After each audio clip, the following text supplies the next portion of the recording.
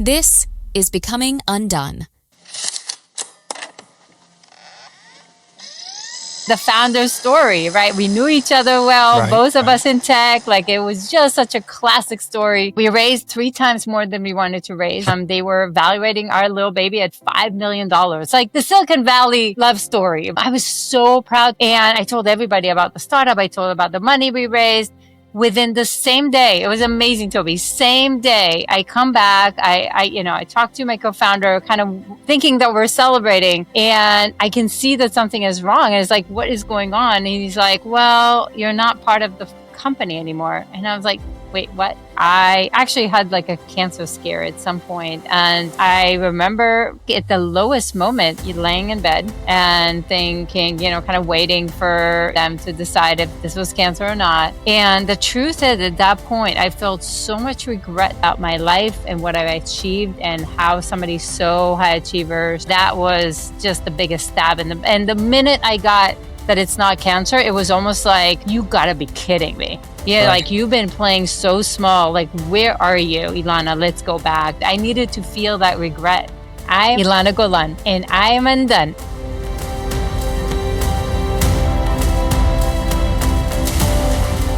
Hey friend, I'm glad you're here. Welcome to yet another episode of Becoming UnDone, the podcast for those who dare bravely, risk mightily, and grow relentlessly. I'm Toby Brooks, speaker, author, professor, and learning scientist. I've spent much of the last 2 decades working as an athletic trainer and a strength coach in the professional, collegiate, and high school sports settings.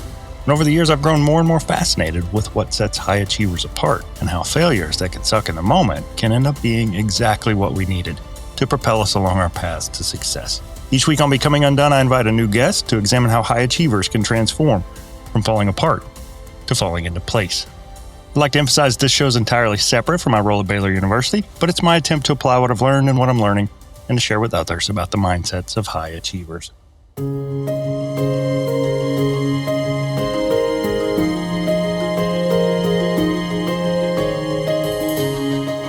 It's a fall day here in Central Texas as we close in on the Thanksgiving holiday.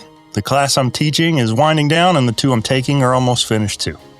I'm managing to climb out of a deep midterm hole that I managed to put myself in for a less than stellar midterm performance. And with some hard work and a little luck, my first semester as a grad student here at Baylor is in pretty good shape. In other news, I can't leave well enough alone. I saw an ad this week for a prep course for the National Strength and Conditioning Association's Certified Performance and Sports Scientist exam, and I bought it. The CPSS, as it's known, is a fairly new certification. And when I was back in Lubbock, I took it, and I failed. The test requires a scaled score of 70 to pass, and although my raw score was above that threshold, the scaled score wasn't. So I failed. And honestly, I was crushed. Up to that point, I'd never failed any type of licensure or certification exam, and while I'd studied for it, I wouldn't say I studied hard for it. So what to do with a failure? Live what I preach, I guess. That setback was going to be just part of my journey. I'd sign up for it again, and I'd show that test who was boss. I was strategic in my preparation that time. I spent weeks gearing up and getting ready. It was like $400 to take it, so now I was in pretty deep. And after all that, some 4 months had passed. I went back, I retook it, and I scored exactly 1 point better. I still failed. 2 of my subsection scores actually went down on the second try. If the first time I was crushed, the second time I was ticked. I headed back to work with the knowledge I'd now failed this exam, not once, but twice. And to cap it all off, on my way from the testing center where I'd failed to work, I got pulled over for speeding in a 40-mile-an-hour zone. It was not my best day. From there, life got busy. MBA was in full swing. Tay senior year was going on. Then I moved to Waco and a new job. To be honest, I did my best to put the memory of that test out of my memory, hopefully forever. Here's the thing, though. I don't need it. I have no plans to ever work as a sports scientist. But it has now beaten me twice. And altogether, I've spent over $1,000, and I have literally nothing to show for it other than the humiliating fact that I failed twice. So now I'm in a graduate exercise physiology program. It's the first time I've had classes like this for decades. And to make things worse or better, depending on how you look at it, I have a classmate in my ex-phys class who's planning to take the CPSS himself. So when I got the notice that this prep course was on sale for the only time in the year, I buckled. I might not need this test professionally, but there's still part of me that's a little embarrassed and ashamed and angry that I still haven't passed. Now, I make no excuses for it, but I'm definitely older. My peak memory days may be behind me, but I don't think there's any reason why I cannot overcome this test. I've pulled out the book. Sadly, in a petulant fit, I threw away the study guide I had created when we moved, like a hurt teen who scratches their ex's pic out of their yearbook. I didn't even want to see it. But turns out the CPSS hasn't seen the last of me. At least that's the plan. I was torn between keeping it to myself until I finally passed, if ever, and sharing it here, being vulnerable, letting you in on my struggle. And I'm still not quite sure that this is the right approach, but I'm choosing the latter. Not for myself, but because I know that somewhere out there, someone listening to this show right now has either failed a licensure or certification exam, or you will. Trust me on this. It's not the end of the world, but it is time for a new strategy. So stay tuned. Hopefully, I can pass this, brother.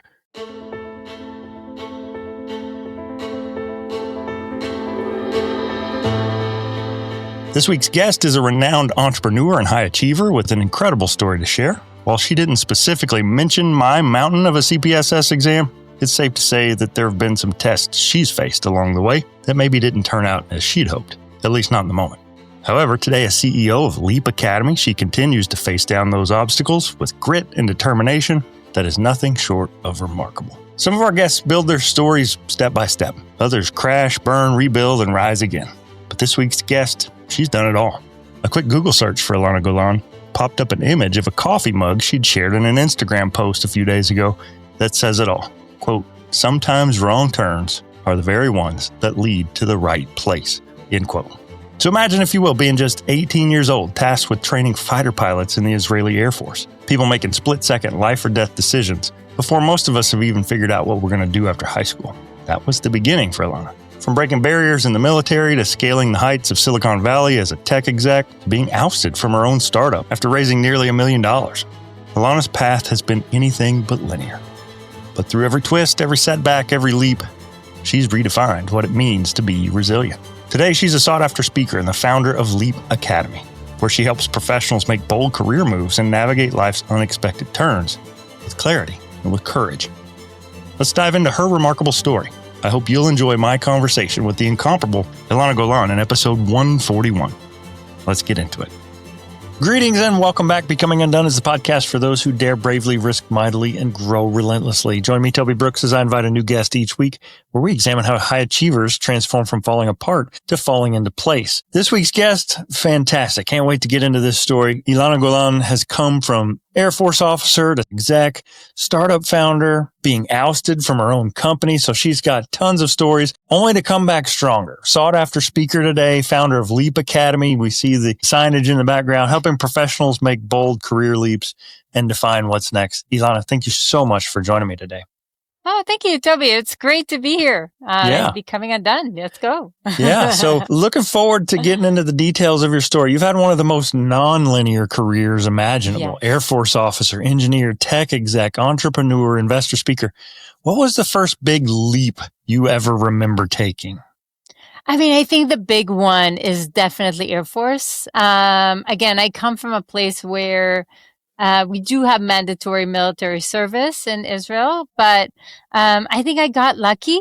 I guess there's a little combination here of luck and creating your own luck, but I got lucky and I did get probably one of the best roles you can have, which is training F-16 pilots on, the F-16 flight simulator, and which was the most advanced simulator. Right. And I got to be the first woman to become a commander in the squad. So I got to see kind of how we break some ceilings, which is a really big deal. And it gives you a lot of confidence, but also a lot of teaching moments, Toby, if you want. Right. Yeah, for sure. Well, I've had several guests who were athletes, but also military and entrepreneurs, executives, and you kind of check a lot of those boxes. When you look back, and you kind of alluded to this just now, were there early experiences in the Air Force or even engineering that planted the seeds for resilience later on in your journey? Oh, so many. I think when you break barriers, it's such a beautiful question, Toby. When you break barriers, I think by definition, you're always out of your comfort zone, and you're going to get knocked down again and again and again. And I think then you by definition have to create a lot of grit, a lot of tenacity, a lot of resilience. And again, like I found myself sometimes, in the Air Force, suddenly making decisions that are essentially life and death decisions, whether somebody can land or not. And and I remember, catching my breath and saying, wait, I'm only 18 or 19 probably at that point in time. Like I can't make that decision. Yeah. And, but then you're looking around and I'm like, yeah, I know why they called me. I'm the person, training them on emergencies and all these things. Like I should be able to do this, but I don't feel ready. Right. And I think that is almost like that definition of entrepreneurship. Like you're never ready, right? Right? Or the definition of sports. You're never ready to be in the arena, right? But it's like you kind of have to be. And you have to create that almost alter ego for yourself to step in and to say, okay, I'm going to have to make this. And God, it was sometimes so scary too. Like I can't even stress it. So yeah. I think you hit the nail right on the head. There's so much about high achievement that involves, there's a self-awareness piece, like understanding what I know now and maybe what I need to acquire along the way to be successful at this. There's an ability to face your fear, understanding that I'm going to step out in faith on this goal or this thing that I have in my future. And I might have to acquire skills I don't yet have in order to reach that successful completion. Right. You've shared openly about the painful moment of being ousted from your own startup after raising close to $1 million. Yeah. And the theme of this show is that oftentimes it's the setback, it's the adversity, it's when we find ourselves in the rubble that we never would have chosen that actually lays the groundwork for our next level of success. Right. Can you take us into that day? I really like to think about in that moment. when you're dealing with the despair and all the emotions surrounding that, how that can set you up for the next thing, what you felt, how you processed it. Yeah. And to give the listeners some context. So I was leaping again and again and again and felt like I tick a lot of the boxes of success, quote unquote, right? Like what you kind of think of embody success, right? I studied here and here and I went to Intel and I went to startups and like theoretically you tick a lot of boxes of success. And I think that's important because in your mind, that shouldn't happen to you, right?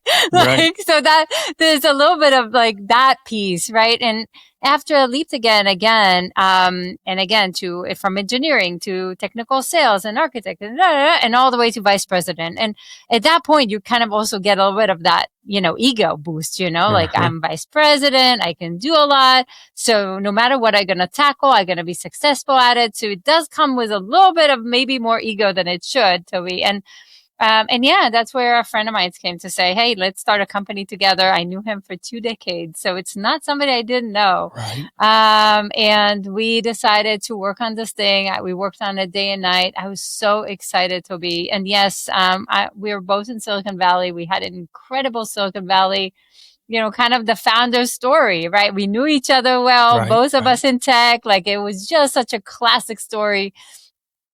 We raised 3 times more than we wanted to raise.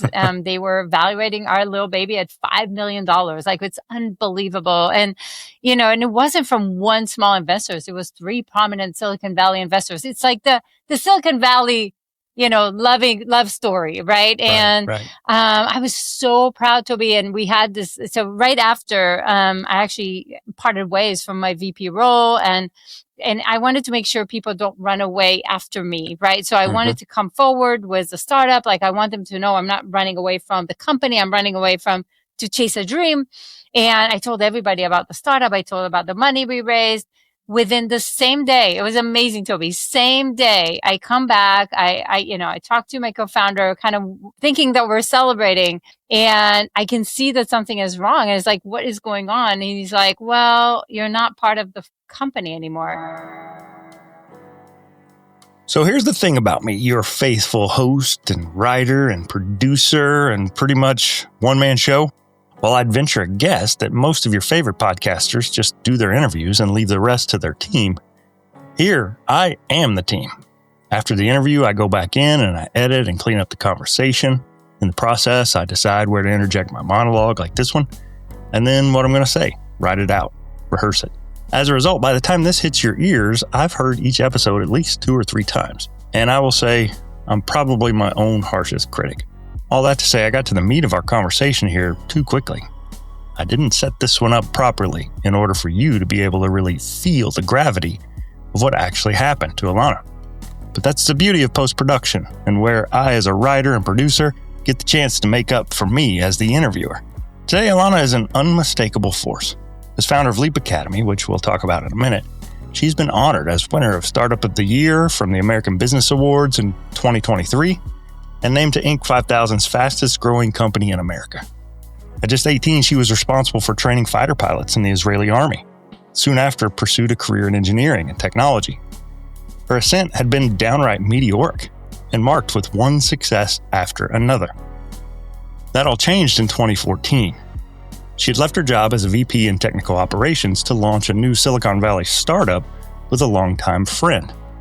Not long after, the pair and the team they'd assembled had raised more than $800,000 in seed funding to finance the new company. It was a pinnacle moment for Ilana, as she saw her wildest dreams coming true. But little did she know, she was heading straight into the teeth of a destruction-level purpose storm.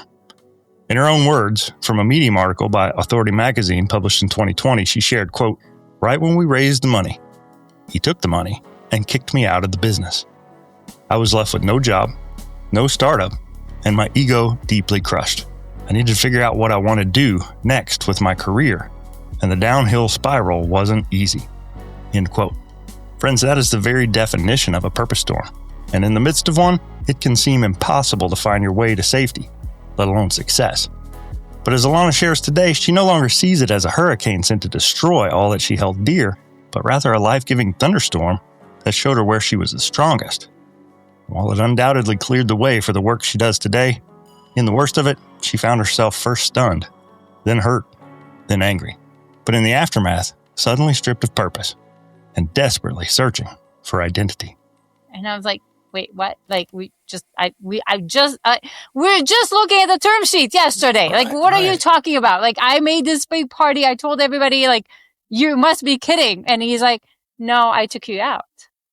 And it was like 24 hours. I was out of a job, no salary, no startup, no investment. And to be really honest, like, the worst part is your ego. It's like, I don't even know who I am anymore. And I remember driving back home. I couldn't even, like, my family is like, how was the party? How was the party? And I'm like, I'm choking. Like, I don't even know what to say. Like, I'm hiding in the room, and I'm like, I don't even know how to face, like, the world anymore, because my identity, Toby, was always attached to my title. It was attached to the company. It was attached to this dream that I was after. And suddenly I was a nobody. I was like, how do I even start? Like, what do I want to do? Where do I want to go? And I think that's another thing for high achievers. You always expect to know what's next. And I had no clue. And that was driving me absolutely nuts. Yeah. Like, I didn't even know if I'm looking for a job, I'm starting a company, or I'm looking for revenge. Like, it was really that bad. Yeah. And it's something that I'm really starting to dig deeper on. The book I'm working on, several of the guests that I've talked to. I come from a medical background, and I came across this notion of a thyroid storm, and it's where your endocrine system just goes haywire. And in that moment, it's life-threatening.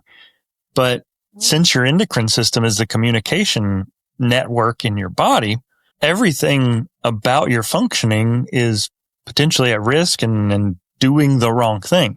Right. When we're hit, like, you're punched in the gut, and you go from one end of the emotional spectrum of being elated at the victory to the other end where you are devastated by the defeat. We enter what I call a purpose storm, where you're wondering why you're here. Like, I can't understand how this could have happened. This doesn't fit with the narrative of who I've built around my whole self. Right. And in those initial moments, obviously it's stunning. Like, we've been dealt with a blow. How long did it take you to navigate that space of the not knowing in order to realize what was next? The truth is, Toby, you nailed it, I think. I think maybe because I came from very high to very low, it took time. And again, I'm a doer. So I theoretically, and I think high achievers do that sometimes. I compensate by thinking I'm doing things, but I'm actually throwing spaghetti on the wall, see what sticks. Nothing is intentional. Nothing is strategic. I'm kind of in survival mode at that point. And I think that kind of throwing darts and trying to figure out what on earth is next for me. I think I was lost for a while there, like a good long time. And that is the basis of everything I do today. But at that point, like, I remember Googling, like, what do I want to do with my life? How do I find my passion? Like, what's next for me? And I was watching TED Talks and YouTube and all the things. And it's like, why can't I figure this out? Like, I'm a high achiever. I'm a driven person. Why can I not figure this out? And that became the biggest mission in my life at that point. So, I mean, fast forward, I did start a company and, sold it, and I started leaping again and again, and we can talk about it. But that low moment, which you alluded to it, like, I couldn't sleep at night. I couldn't wake up in the morning. I was snappy at my kids. My health deteriorated. Like, it's everything you talked about. Right. I've seen a visual depiction of this, and it really resonated with me. And the speaker had essentially a pane of glass, and they put several different colors of paint. And you remember as a kid thinking, oh, I'll have blue and gray, and I'll have all these beautiful colors. And you mix them together, and they're all just this horrible brown, right? And so the speaker has this pane of glass with all this horrible brown, which to me is illustrative of when I'm in the midst of a purpose storm, I'm wading through some crap, right? And so the speaker has paper towels, and they're trying to wipe the glass. And the more he worked, the more it smeared and the worse it got. And when we're in the midst of that, it's tempting to think, I just need to do more. I need to buckle down. I need to sign up for a new degree or get a mentor. Yeah. I mean, we're going to work our way out of the problem. And then he pulls out a pane of glass. He said, this, I did the same thing 3 days ago, and it's dry. And I let it sit. And he takes a razor blade and it just scrapes right off. And in that moment, I was just so taken with the notion that sometimes the best thing we can do is to just let things settle. And that's so counter to the way I'm wired, right? And it sounds like much the same. That experience impacted your career, but also your health, your sleep, your sense of self. At your lowest point, what would you pinpoint as the first sign that you could climb back out of that? Man, I think to some extent, I don't know if there was a sign that I could climb back. I think eventually I found myself climbing back, and then you can always, kind of paint the vision or the dots. You can kind of like connect the dots backwards, right? There's like, oh, I actually was starting to paint, to come back from this. But, like, I think at the lowest moment, if I'm being really honest, like, I actually had like a cancer scare at some point. And I remember laying in bed and thinking, kind of waiting for, them to decide if this was cancer or not. And the truth is, at that point, I felt so much regret, Toby, about my life and what I achieved and how somebody so high achiever, so driven, this is all they achieved. And that was just the biggest stab in and the minute I got that it's not cancer, it was almost like, you gotta be kidding me. Yeah, like, you've been playing so small. Like, where are you, Ilana? Let's go back. And I think that was the drive I needed. That was basically the boost that I needed. I needed to feel that regret. And that regret was something I never want to feel ever again. Here, Ilana shares candidly about a major health scare that altered her perception. And what strikes me is that last idea that she just shared.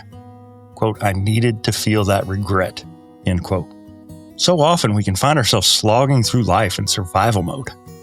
I know I have a to-do list every day, many times every week. But what we can sometimes lack in that approach, if we aren't careful, is vision.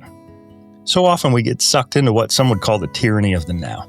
All the small fires burning around us that need our attention, that can steal away our purpose and our intentions to do the big things and pursue the big dreams in our hearts. For Ilana, that cancer scare ended up being okay, but it brought her some much-needed perspective. In her words, she'd been playing too safe, too small. choosing instead to address the needs of now instead of a deeper, more impactful purpose for the future. But that sting of regret proved to be like rocket fuel, helping to inspire her to make her leap, and eventually inspiring others to make theirs. Like that was it. And there's a clarity that can come from that. Not every storm comes just to destroy. Sometimes storms come to nourish and to redirect. Oh, yeah. And so that's kind of my next question is, how do you, maybe even today, differentiate between failure and being redirected?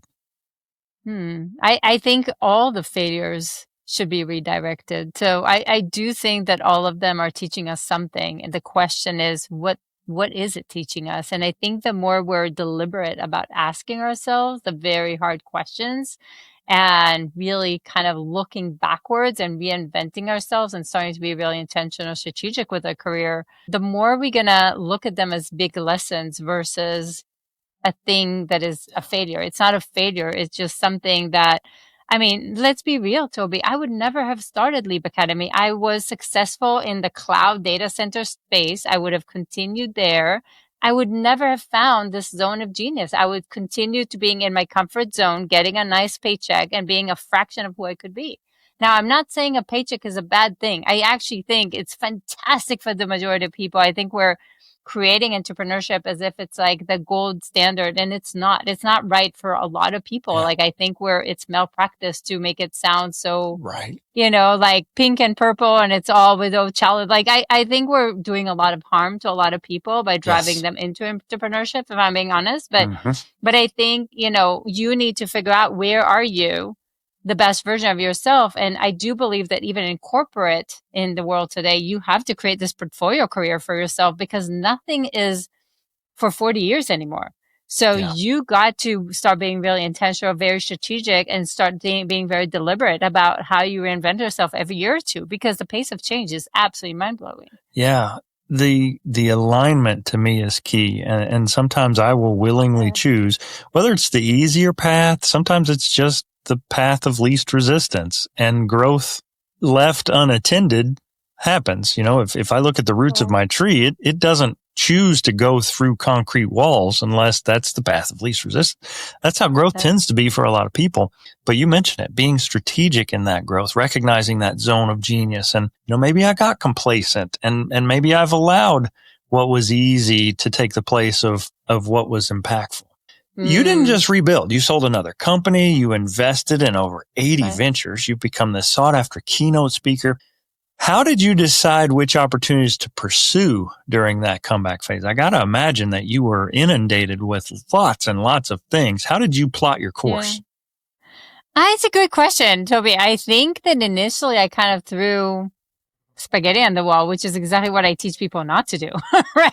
I feel like I teach a lot based on scars and wounds, not based on, successes. So if I'm being really honest, I think that initially I kind of I almost slept through life, I feel like I was sleeping through, I was doing my things, and then it was like this moment of, no, I need to start being deliberate. But you're right. I started a company, I sold the company. It's actually a beautiful story. I'm invested today. Probably it's way above 100 now, was probably some of the biggest startup, investors in Silicon Valley.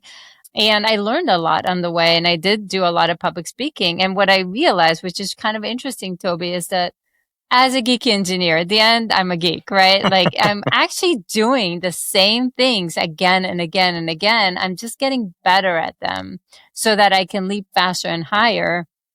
And at that point, I realized, okay, if it's so calculated, first of all, can it work? Can I leap on demand, basically, right? Yeah. And the other thing is, if I can, then can I start creating almost like a wish list? And what do I want to do next? Oh, I want to join a board. Great. Let me see how I do that. I want to do an advisory. Great. Let's see how I do that. I want to start a company. Great. If we're going to be one of the fastest growing in just a few years, it's you suddenly realize that it's really just about taking these few steps. Yes. I'm not saying it's easy, but it's kind of 4 simple steps that I just need to do again, again, again. And now that I know that it helps thousands of others, I think I wish I could get to millions and show them that it's Right. really that simple. Yeah. That notion that it's not easy, but it's simple. Yeah. Execution can be difficult. It's not easy to execute. But once you've plotted that course, it's just it's almost like a cookbook. Like I just follow the instructions and reverse engineer the destination where I hope to end up. And you alluded to it, Toby, because the hardest thing for people usually is the decision. Mm-hmm. Is that, because it's scary. It's what will people say? And what if I fail? And what if, people think it's not cool? Like it's all the things. And these are all the things that scared the heck out of me of doing Leap Academy, right? Yeah. Like I'm this business person, I'm investor, I'm this, like who am I to start this thing? Right. Yes. So I think a lot of times it's us. Yeah, who am I? The classic lament of the person struggling with with what that. We'll say, what if I fail? Yeah, that imposter syndrome is a thing. It's real. It is real. Yeah, you've described, and I've heard you even allude to this, but definitely in the stuff that I prepped before the show, you talk about career as a series of leaps. And for me, I think the biggest question, and I've even encountered this with students. I've encountered this with folks that I've coached and in my own life. It's not knowing that I need to leap. It's knowing when is the time for the next one. Right. What advice would you give someone who is maybe they're on board? They recognize that growth is a series of leaps, but I don't know when, it doesn't feel safe to leave this paycheck. Right. I don't want to get rid of these benefits that I have and try this entrepreneur journey. Well, what are maybe some signs that it's time to leap? It's a beautiful question, Toby. I will say a few things. The very first thing that I'm seeing in this world of this era of change, and maybe my answer would have been different 5 years ago, but in this specific era of change, we're moving faster than we've ever seen before. And even this one corporate career is not necessarily safe for you anymore. Right. So the one thing that I'll say to anybody listening, you always want to be leap ready. Even if you're staying there, you always want to know what's next. How do I tell my story? I want my network to be my ambassadors. I want my personal brand to speak for me. I want to get the relevant opportunities for myself according to what I want to be known for. So first of all, just be intentional and deliberate about being leap ready. The other thing is that I will say that if you're going to look at the top 0.1% of the people, they all have, it's actually interesting. The statistics say it's interesting. 62% of them have multiple streams of income, more than 3. 62%. Wow. So what this means is that all of us need to start being very strategic about creating this portfolio career, even if we are in corporate. Now, sometimes you can't, visa issues, whatever. I'm not going into the legal stuff here. But I would just say almost every single person needs to start looking at what are my multiple streams of income? How do I create a personal brand that I can leap again and again? How do I make sure that I get the right opportunities for myself? And then it's really about, I don't think necessarily you want to, I don't believe that you want to burn the boats if you're not ready for it. I think you want to be very strategic about where it is that you want to go. But again, maybe you just want the promotion. Maybe you just want a different industry. There's a ton of incredible opportunities that are really, really safe right now. Right. So I think it's more about like, what do you want? Is it even within the same corporate? You don't want to be the person that always stays and does the same. Like you want to be leap ready to the next role, to the next function, to the next responsibility. You want to be the person that they're looking at to move you to put you in the right seat at the table and to bring you in and to, so you want to, even within the same corporate role, like you still want to create a bigger impression of yourself, more executive presence, more opportunities. Yeah. And unrelated, I would start looking at mentorship, advisory, public speaking, investment, like whatever it is right for you. But I would start creating these things on the side that they're incredible against ageism. They're your, insurance policy. If something, God forbid, does happen, this is what's going to help you leap again. So I'm a huge believer now that I've seen, and now that I almost lost everything in my life, Toby, I'm a big believer that you need to do things very different. And again, when you're kind of looking, now that I have this podcast, Leap Academy with Ilana Golan, and I get to speak with the Richard Branson and the Gary V's and the president of Starbucks and whatever, they all have portfolio careers. Why is nobody teaching this? Right. Yeah. everybody's talking about diversity in financial and investment. Why should we not do this in our career? So that's kind of why Leap Academy became, it became a passion to teach others how to create these multiple streams and how to leverage them to leap again. Right. I love that. And to me, I've worked in higher education most of my career. And if you find someone who is too upwardly focused, they're more worried about the next job than their current job. That can really be stigmatized. Like, this person's not a team player, or they're not really all in on what they need to be all in on. That's true, by the way.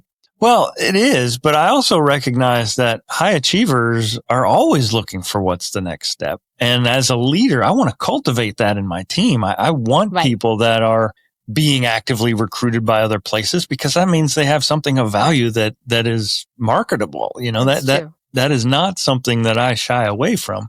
So you've mentioned Leap Academy, born from your own 25-year journey, helping others through transitions. And that's really kind of, I love the alignment between your message and mine, even though we're coming at it, maybe you're more entrepreneurial and me more from sports. But the idea is pivots and transitions can be fraught with fear. They can be freighted with shame. There's so many emotions that can pollute an idea. What patterns do you see in people who are stuck and really ready for a leap? Oh, it's a great question. And, and we do see it. I love that you see it in sport, right? Because again, I listen to your show. In sport, we see it a lot. We've had, people who been before in like Olympians, etc. And suddenly they're in this like pivotal moment in their career. They kind of checked all the boxes of success to some extent, right? And now they're coming into this, but oh my God, what's next? Right. And that, reflection point of, I never really needed to think about it because from a very young age, everything was scripted. I knew exactly what I need to do. And for the first time, I need to actually reflect back and think about what is that combination of things that I want to do. What is my passion? What is my zone of genius? What are people intrigued by me? Who even needs this? Like, how can I monetize this thing? And I think that is definitely a common thread between, what we're both seeing. And I think, the common theme though, like you're asking me about a pattern, the one thing that I'll say is both what you're doing and especially what we're doing in Leap Academy, it's not going to work for somebody who's not driven. Absolutely. I think if you're looking at what is the common path, they're all driven. They all want more for themselves. They all know that they're a fraction of who they can be. I absolutely must jump in here and enthusiastically agree with this idea and give you your roses right now, my listener, my friend, my companion on this journey from where we are to where we want to go. Ilana says that the one thing all her clients have in common is a desire to get better. And although she says they, I want you to hear this truth. Rephrase it. You. The same is true for you. Every last one of you. We are now 141 episodes deep. And you've got my word here that I've gone all in to get better at this journey each and every episode. So I felt like now was as good a time as any to say thank you. I see you. But if you aren't yet where you want to be, that's okay too. Just be patient. Trust the process. Your door is coming. The fact that you're here tells me all I need to know. I know, and you know, that there's more. And you got to believe me on this. Your more is coming. They all know that there's more that they can achieve in life, and they want to. Like they don't want to feel that regret. They want to create something incredible. They know they can. And then it's like, but how? And how do I monetize it? And how do I become my full potential? Yeah. And I think that driven part, because again, I don't think that I can, if somebody's never been successful ever in their life and they reach the age of 60, I can't suddenly create magic. You know what I'm saying? Like I need them to really want something out of life. I want them to eventually have that fire in them that once they find it, they're like, let's go, right?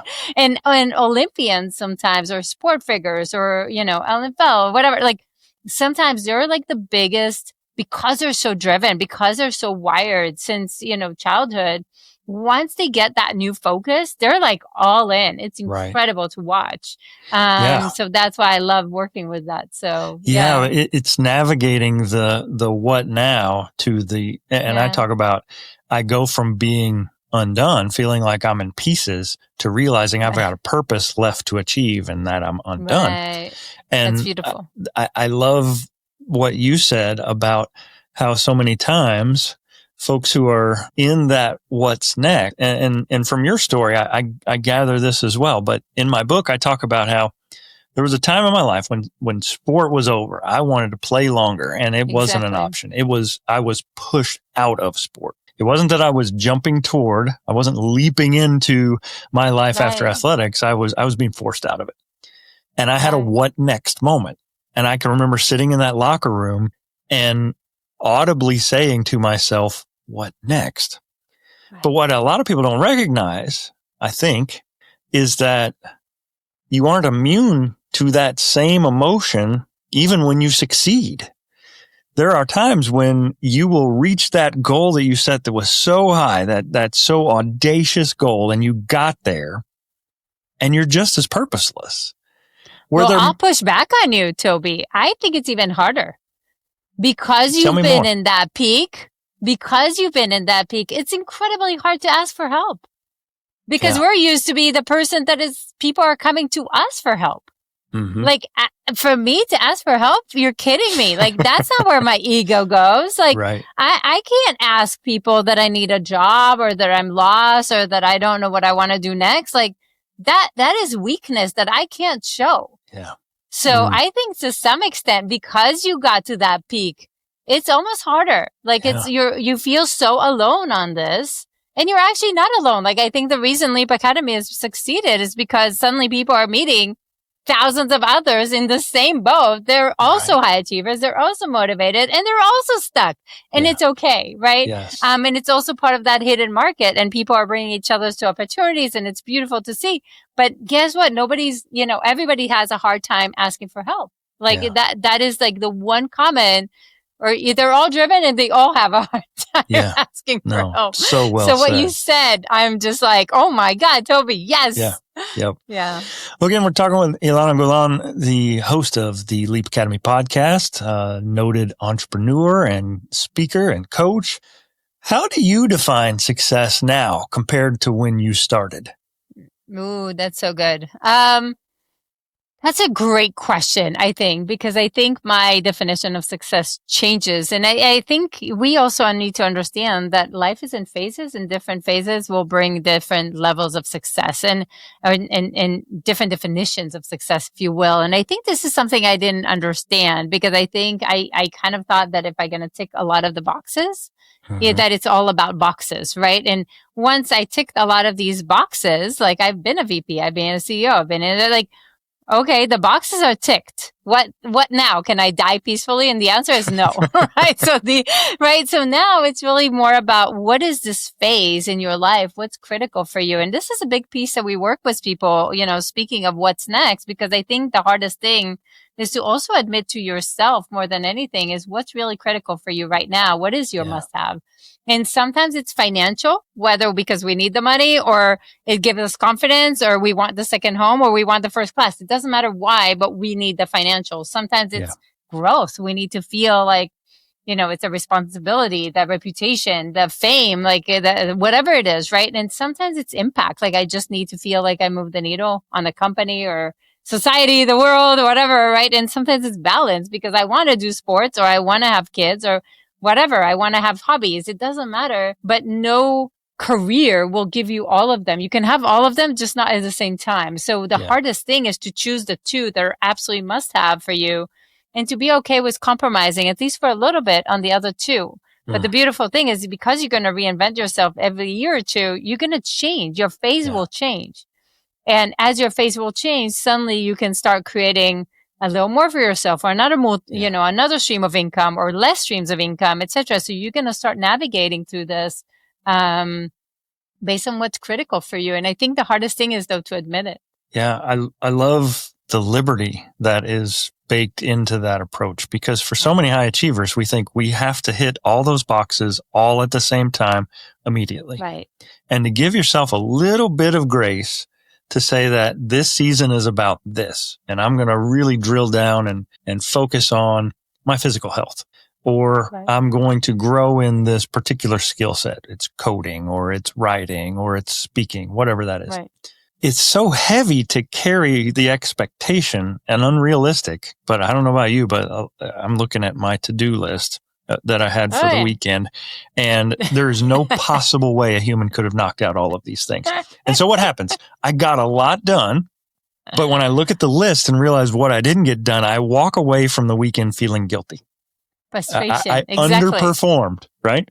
But what I love about the approach that you're saying, and on a macro scale, that you're kind of giving yourself permission to have a mental approach that's sustainable. It's not going to grind me into the ground. I love David Goggins. I love The Rock. And in my last episode, I quoted both of them. And this kind of grinder mentality that has really taken over social media circles. Like, you should be working 27 hours a day, 8 days a week. And that's the only way you get ahead. You mentioned Gary Vee. He tends to talk about things like that too. That's great for a time, but rest is just as important part of the growth process as work. And I find with high achievers, the challenge isn't kicking them in the rear to get them going. It's kind of peeling them back and realizing that your work needs to be directed. Yeah. No, I love what you just said, because I think it's so important, because I think, first of all, it is about creating somewhat of a freedom of choice. Mm-hmm. And that freedom of choice doesn't mean that I'll surf mojitos on the beach all day. Like, I'm probably, Toby, one of the hardest workers you've ever seen, but I can work on my own term, and I can decide when I'm going on vacation, and I can decide when I'm out, and I can decide if I'm taking the weekend or I'm working on the weekend. So first of all, it is on your term, but I think it's also, again, life is in phases. And sometimes the hardest thing is to say, you know what, this phase, I don't want to fly. I want to be there for my kids, or I want to be there for my family. And it's okay to say that. And I think for us as high achievers, I think sometimes the guilt, is the hardest thing. And I think if you can look at it as phases, there's something a lot more in peace with yourself, that you can kind of be in peace with yourself and to say, you know what, it's just a phase. It's a year that I want to be closer to them, and then I can fly again. Yeah. But you define, and guess what? If the phase changes and suddenly you need to fly again, then you fly again, right? But you get to decide. You are intentional. And the one thing that I'll say is that as high achievers, because we sometimes compensate, and I'm not saying entrepreneurship is different, Toby. So I think it is a lot about throwing a lot of things, right? But I think a lot of times high achievers, we work really, really hard, but we don't necessarily work smart. Yeah. And I think we sometimes the grind is a compensation for starting to be a lot more deliberate and saying no to things that we should have said no to. Yeah. Right. And, and again, this is kind of where when you have your must-haves and you have your zone of genius, this is where you start saying no to a lot of things. And you're saying, you know what, this is not, if I want to 10X myself, this is not where I should focus. Yeah. One of my mentors says, if it doesn't feed and fuel my purpose, it's a distraction. And that's a critical test for me to give something. Like, it may be a great opportunity, but if it's not fueling and feeding my purpose, then it's distracting me. It's keeping me from things that would. And I love to kind of weigh things in light of that. Well, I got two left. I want to be aware of your time. Sure. I certainly appreciate it. One, I ask of all my guests, if we were to watch a montage of your life, what song would you pick to play in the background and why? Ooh, some Top Gun song, probably.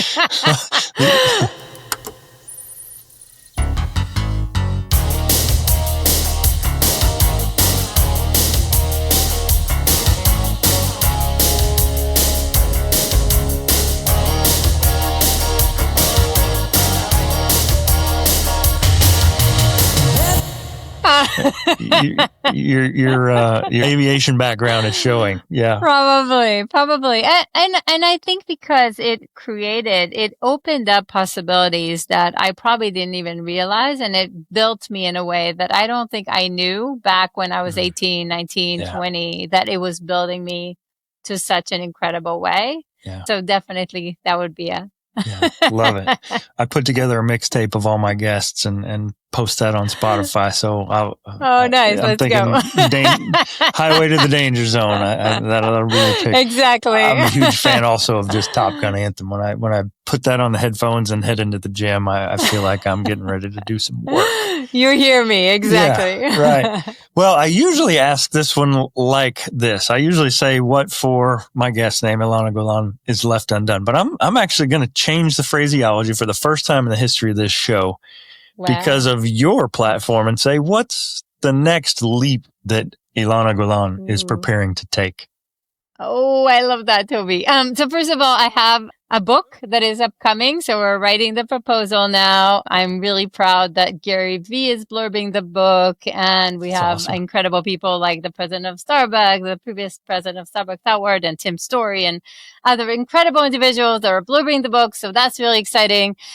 So my aim is for a New York Times bestseller. Yeah. So fingers crossed. And again, I'm on a mission, to be really honest. I think we're right in front of a cliff where millions or tens of millions will need to reinvent themselves. And my biggest worry is, how do I grow Leap Academy to impact the lives right now we're in thousands a year, which is beautiful. And we're one of the fastest growing private companies in America. But for me, the biggest question is, how do I bring this to millions and to tens of millions? And to me, that's what keeps me up at night. So Toby, I'm glad you're here to help me. I hope the listeners had a lot of value from this. Absolutely. I can't really imagine a closer, better alignment than the platform that I've worked to build. And the thing I love about this podcasting journey, I mean, I can remember just muddling through episode 1.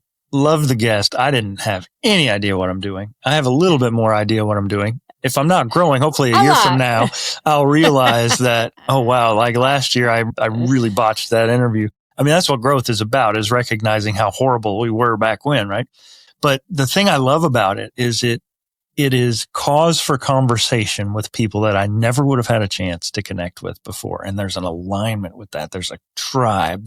Just the notion and the idea that you are looking to scale this to millions. And I hadn't really thought about it. I mean, I've pitched this as I'm helping people in transition, but as we're on the threshold of this AI age, and maybe not even on the threshold, like we're squarely in the doorway, you're right. People are going to have to pivot. They cannot continue to do their role the way they did before. And I'm in higher ed, so I see this all the time. I'm not scared that AI is going to take my job. I'm recognizing what AI can do to help me do my job more efficiently and faster and broader. I always talk about augmented intelligence, not artificial. Exactly. It allows me to have a much greater impact than I had before.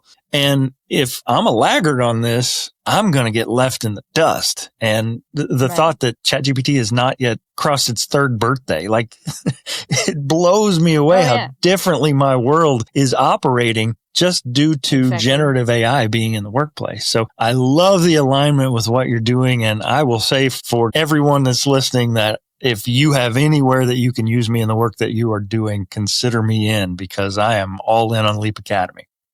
Oh, let's go, Toby. And so I'll give you something back, and to the listeners, like Toby, you are an incredible interviewer. And again, I sit on a lot of interviews and I see on both sides. You're incredible, talented at what you do. And I just want to say that. So how can listeners connect with the work you're doing? Drop your socials. I'll be sure to drop those in the show description, but let us know where we can find the work that you're doing. Of course, leapacademy.com. We have a lot of free resources. We have sometimes 3-day challenges. We have free trainings. We have free conversations if we think it's a right fit. So we're we love giving back. So just reach out, and at LinkedIn, Instagram. Like, I actually see these things myself, and I would love to talk to any person that would like to. So Excellent. It makes my day. Ilana, thank you so much. It's been my pleasure to connect with you. I really appreciate your insights. Again, Ilana Golan, entrepreneur, founder of Leap Academy, and any number of other things I could add to that bio. You are a treat and a tremendous guest, and I thank you for being on Becoming Undone. I am Ilana Golan, and I am undone.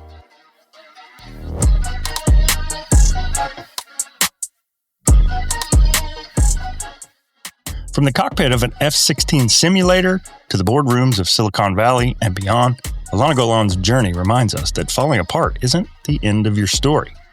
It's often where the real story begins.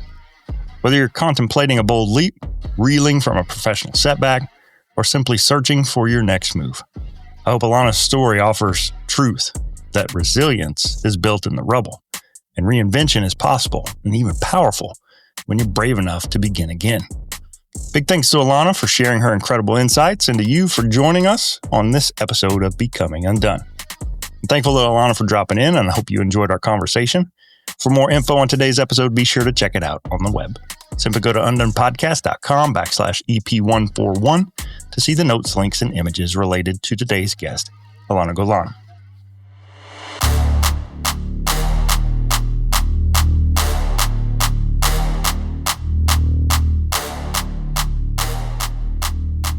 Coming up on the show, I've got former college and professional athletic trainer turned sports scientist, Dr. Josh Beaumont, who shares his story of finding yourself in the midst of what you thought were your dreams, only to discover that they're nothing like you'd hoped, and what to do next. Then I've got athletic trainer Morgan Dietrich, who bravely shares her powerful story of recovery and redemption and her fight with alcohol addiction. This and more coming up on Becoming Undone. Do me a favor, head on over to undonepodcast.com. You can click that subscribe tab at the top to sign up for my free newsletter that I produce almost every week. It too is always free and built to help you pursue better every day. In other news, my brand new personal website launches this week as well, tobybrooksphd.com. And I have an exciting new mobile app to tell you about in another week or so. So be sure to stay tuned for that. Also quickly wanted to share, I connect monthly with former guest and friend Quincy Conley out of AT Still University, who mentioned this week that he was chatting with someone who'd heard his episode, and he's a friend of the show. So whoever you are, friend, virtual fist bump and thank you for being part of this Undone movement. I'd love to connect. I know there are great stories out there to be told, and I'm always on the lookout. So if you or someone you know has a story that we can all be inspired by, tell me about it. Again, go to undonepodcast.com, click that contact tab in the top, and drop me a note. Becoming Undone is a Nitro Hype creative production written and produced by me, Toby Brooks. Tell a friend about the show and follow along on Facebook, Instagram, and LinkedIn at Becoming UnDone Pod. And follow me at my new socials handle at Toby Brooks, PhD. On Facebook, Instagram, X, LinkedIn, TikTok, anywhere else. Check out my link tree at linktr.ee/Toby Brooks, PhD. Listen, subscribe, and leave me a review at Apple Podcasts, Spotify, iHeartRadio, or wherever you get your podcasts. Till next time, keep getting better.